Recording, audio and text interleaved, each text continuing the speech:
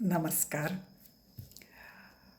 बालरोग तज्ज्ञ सुजित भरत पाटील यांचा एक महत्त्वाचा संदेश आला माझ्या वाचनात आणि मला तो खूप गरजेचा वाटला, सगळ्यांपर्यंत तो पोचला पाहिजे असं वाटला, म्हणून तो वाचून दाखवत आहे.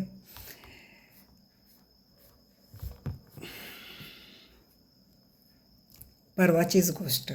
OPDत एक आई बाबा आपल्या 8 वर्षाच्या मुलीला घेऊन आले.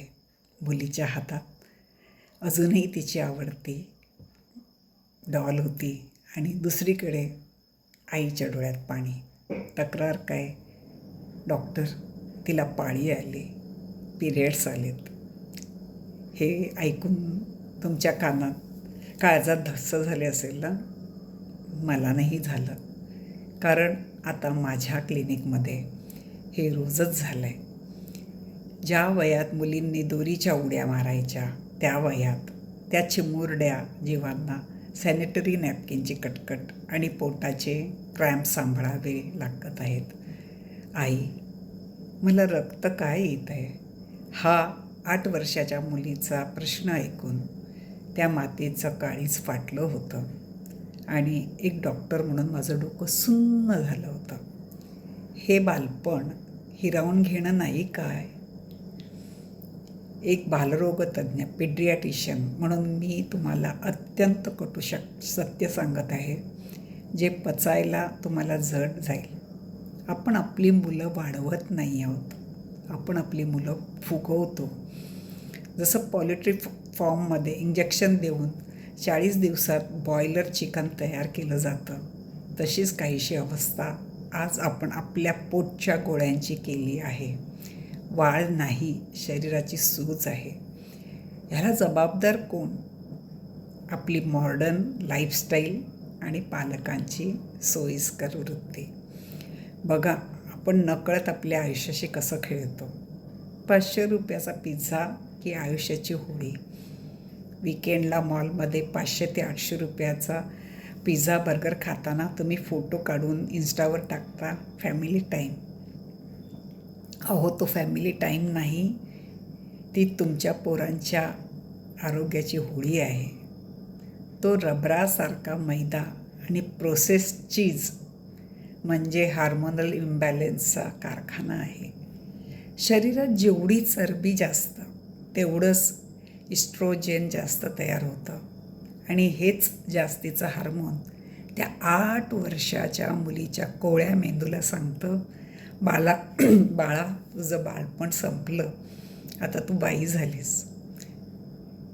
गरम अन्नासाठी प्लास्टिकचा डबा. दुसरं कारण त्यांनी लिहिलं आहे. स्टीलचा डबा जड वाटतो आणि प्लास्टिकचा डबा फॅन्सी दिसतो, म्हणून तो मुलांच्या माथी मारताय. जेव्हा तुम्ही त्यात वाफाळलेली गरम भाजी टाकता तेव्हा त्यातील झिनोएस्ट्रीजंट अन्नात उतरतात. हे रसायन शरीरात गेल्यावर बहुरूपिया म्हणजे इम्पोस्टर सारखं वागतं. शरीराला वाटतं हे इस्ट्रोजेनच आहे आणि शरीर अकाली वाढायला लागतं. तुमच्या फॅन्सी सवयीने तुम्ही निसर्गाचं घड्याळ बिघडवून टाकताय. दूध, चिकन की हार्मोनल बॉम्ब्स. डॉक्टर, पोरगी खूप बारीक आहे, तिला नॉनव्हेज देऊ का? दूध किती पाजू? तुम्ही तिला खायला नक्की घाला, पण बाजारातलं ते 40 दिवसात फुगवलेलं बायरल कोंबडं आणि पिशवीतलं केमिकल दूध देताना 100 वेळा विचार करा. चिकन, त्या कोंबड्या लवकर मोठं करण्यासाठी ग्रोथ हार्मोन्सचे हेवी डोस दिले जातात, तेच तिच्या पोटात जातात. यामुळे आजकाल 4थीतल्या मुलींच्या ओठावर फेशियल हेअर येते. हे PCODचं पहिलं लक्षण आहे. दूध. गाई म्हशींना जास्त दुधासाठी दिलेली ऑक्सिटोसिनची इंजेक्शन दुधावाटे तुमच्या मुलीच्या इवल्याशा गर्भाशयाला मोठे होण्याचे चुकीचे सिग्नल देतात. तुम्ही प्रथिने समजून जे खाऊ घालताय ते प्रत्यक्षात हार्मोनल बॉम्ब्स आहेत. सर्वात भयानक वास्तव. या वयात पाळी सुरू झाली म्हणजे तिची हाडं लवकर जुळणार आणि उंची कायमची थांबणार. हे थांबण्यासाठी मग उपाय काय? तर हार्मोनल सप्रेशन थेरपी.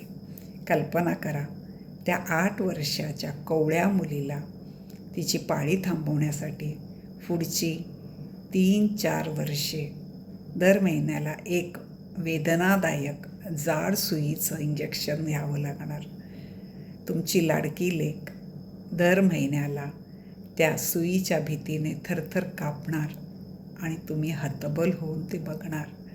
विचार करा पालकांनो, 10 वर्षानंतर जेव्हा ती तुम्हाला विचारेल, आई बाबा तेव्हाच का नाही लक्ष दिलं, त्या पिझ्झा बर्गरपेक्षा माझं आयुष्य महत्त्वाचं नव्हतं का? तेव्हा तुमच्याकडे काय उत्तर असेल? अजूनही वेळ गेलेली नाही. सुधरा. किचनमधले व्हाईट पॉयझन्स, मैदा साखर वगैरे फेकून द्या. प्लास्टिक डब्याला काडी लावा. फक्त स्टील वापरा. मुलांना बॉयलर बनवू नका. त्यांना मातीत खेळू द्या. उन्हात धावू द्या. लाड करणं म्हणजे विष खाऊ घालणं नाही. हा निष्काळजीपणा आता थांबवा. हा लेख त्यांनी लिहिलं आहे म्हणून त्यांनी तसं लिहिलं आहे की हा लेख वाचून विसरू नका. मी म्हणेन हा लेख, हे वाचन माझं ऐकून विसरू नका. ही माहिती प्रत्येक फॅमिली ग्रुपमध्ये पोचवणं हे तुमचं नैतिक कर्तव्य आहे. आपल्या मुलीचं बालपण वाचवण्यासाठी हे पाऊल उचलायलाच हवं. तुम्हालाही तुमच्या आजूबाजूला अशी परिस्थिती दिसते का? तुमचे अनुभव खाली नक्की मांडा. डॉक्टर सुजित भरत पाटील, बालरोगतज्ञ, पुणे. 8 वर्षाची मुलगी आणि पाळी, विचार करायला लावणारी वास्तविकता.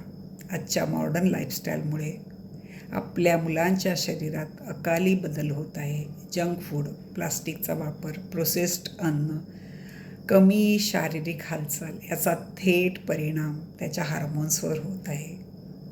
लहान वयात पाळी येणं हे फक्त शारीरिक बदल नाही, तर त्यांच्या बालपणावर, मानसिक आरोग्यावर आणि भविष्यातील वाढीवर परिणाम करू शकतं.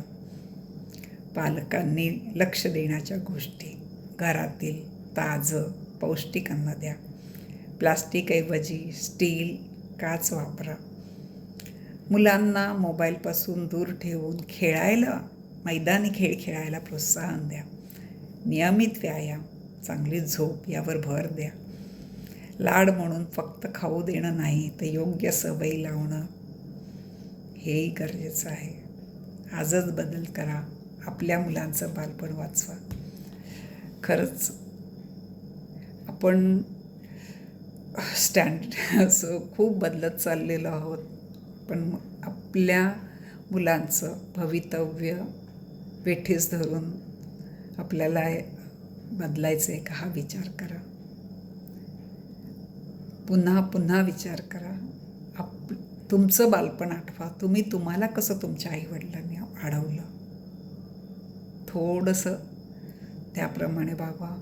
भरपूर पैसा आहे म्हणून, वेळ नाही म्हणून किंवा पैसा कमवायचा आहे त्याच्यामध्ये वेळ घालवायचा आहे म्हणून पिझ्झा बर्गर वगैरे नका पात देऊ. घरातली पोळी भाजी छानपैकी सत्व वगैरे बनवून द्या. तुम्ही माझं ऐकता त्याबद्दल खूप आभारी आहे.